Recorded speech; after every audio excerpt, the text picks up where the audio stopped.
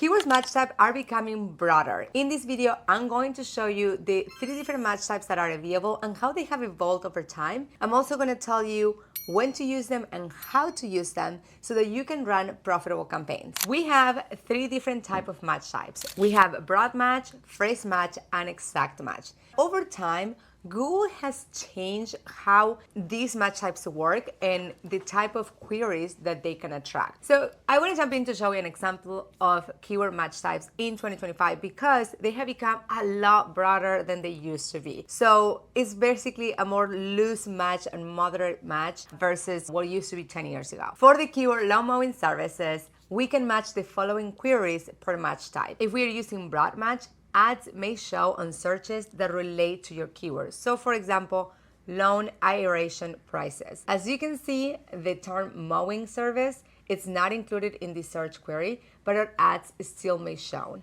Then we have phrase match. Ads may show on searches that include the meaning of your keyword. So in this case, we can show our ads when someone searches for lawn mowing service near me, hire company to mow lawn, and landscaping services to cut grass. As we can see, again, the whole keyword that we are targeting, lawn mowing services, might not be included in that search query. This is definitely a change because years ago, your phrase match meant that every single keyword had to be in the search query in order for our ads to show. So this is definitely more of a moderate matching and a change in how Google is approaching match types in 2025. Then we have exact match.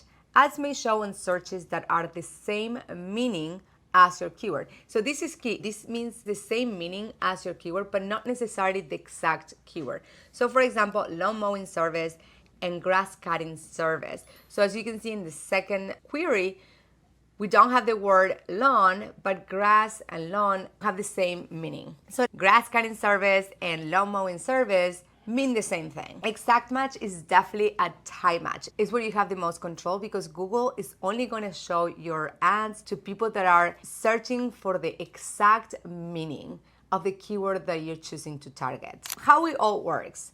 Phrase match reaches all the same queries that exact match reaches and more. And broad match reaches all the same queries that phrase match and exact match reach and more. So that is how Google explains the different match types and how they all fall within each other. Now, how Google understands language and intent. Google search ads now understand the meaning behind words, not just exact phrases.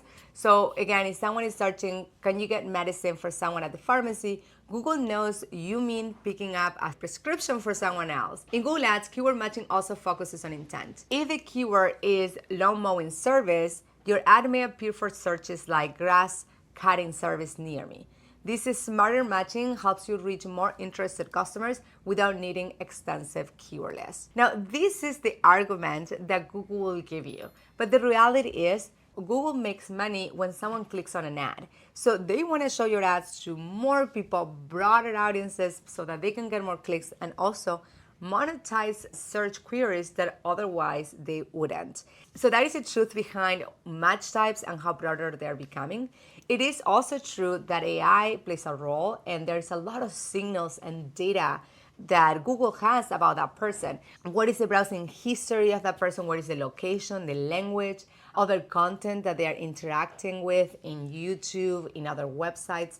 So there is definitely signals and data that Google has that allows them to understand whether or not that person is likely to convert. If you're running Google Ads for your business or you are a beginner PPC media buyer, I highly recommend that you start with exact because you will have the most control. Broad match is actually very powerful, especially when you have budget to test, but it will never be my recommendation for a new account, a new campaign, or for people that are just learning how to run PPC campaigns because it's going to attract a ton of irrelevant traffic and you're going to waste a lot of money if you're not optimizing your campaigns and you're not doing it right. So I want to spend a little time more talking about keyword matching and how it all works. So there is definitely the user intent input. When someone searches on Google, the system uses spell corrections, synonyms, and related concepts to understand that query. Now, keep in mind that because Google makes money when people click on an ad, And by using broader, looser match types, Google is going to make more money. If you're trying to remove broad match from your campaigns or you're trying to pause them, constantly Google is going to be telling you, hey, use broad match. You need to broaden your searches. This is the way that you are going to make money. And if you talk to any Google rep, likely that's going to be the recommendation, to use broad match. Now, I do believe that Google is definitely moving into a more broader match type era where they're going to continue pushing advertisers to use broad match. I'm a fan of testing things and making sure that I have enough data in my account to make the right decisions. I don't think that a phrase match is going to disappear in 2025, and I hope that's not the case. But I do believe that we are walking towards that, where I can see Google really pushing advertisers to continue using exact and broad match. Now, there are great ways to use broad match, and I would say if you have a large budget or if you're seeing that really there is not enough search volume when you're using exact match, there are ways that you can use broad match in a smart way. And I want to talk about brand inclusion and exclusion list. So this is actually a setting that was available for Performance Max campaigns, but now is also for Google search campaigns. And this is how it works. You're going to go to campaign settings, additional settings, scroll all the way down, and then you're gonna find the brands section. You can actually create an inclusion list with your brand URL, and also you can create brand exclusion list with, let's say, your competitors' URLs. I have another video where I show you how to set up your campaigns and how to run campaigns with small budget, so make sure that you click on the description. I actually included there how the brand inclusion and exclusion works. Something to keep in mind is that in order to use a brand inclusion, you actually need to be using broad match. So this is a workaround that Google is giving us to help advertisers test broad match, but still have control on what search queries those ads are showing to. Basically, Google's saying broad match gives you the most reach and conversion at your performance targets and is the best practice for search ads. But many advertisers need still control over branded traffic than broad match alone offers. So they may choose not to use broad match for brand campaigns.